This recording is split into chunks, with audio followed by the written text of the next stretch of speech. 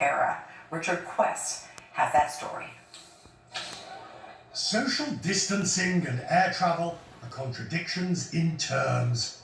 With long queues, evaporating legroom, and invasive reclining, air travel is particularly ill-suited for our new coronavirus reality. The pandemic has left global travel at a virtual standstill, and it's clear the way we fly will need to change before passengers will feel comfortable returning to the friendly skies en masse.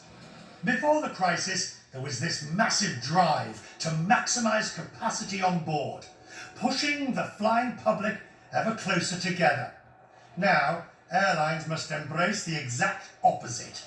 At the very least, it seems, the middle seat will probably stay empty for the foreseeable future, even though that will make it almost impossible for airlines to make money. The International Air Transport Association CEO Alexandre de Juniac says ticket prices will have to go up. In these conditions, there is no airline which is able to fly and make money on these flights. So it means two things: either we cannot fly, or we have to increase the price of the tickets by at least 50 to 100%. So it is the end of the cheap travel for everyone. Airlines are ramping up other precautions. On JetBlue, Air Canada, Korean and Lufthansa, masks will be mandatory for the duration of flights. Emirates is limiting carry-on baggage to only the essentials. Meals are doled out in bento-style boxes to reduce contact. Even the in-flight magazines have been removed from seat back pockets in case they carry the virus. Expect to see cabin crews donning visors and gowns. Full personal protection equipment could be the order of the day.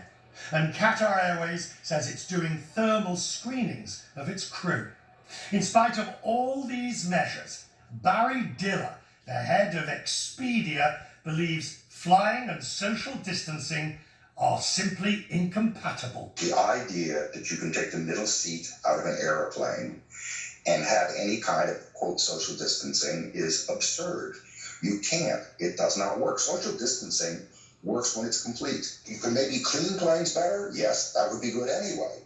But social distancing in these kinds of arenas is a myth. The Italian cabin design firm Avio Interiors gave us a glimpse of what the future could look like.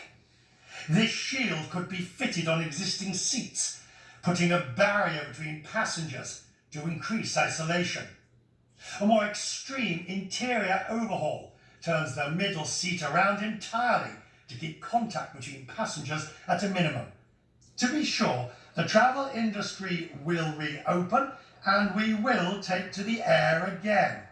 However, for passengers like you and me, the experience we go through may never be quite the same again. Richard West, CNN, New York.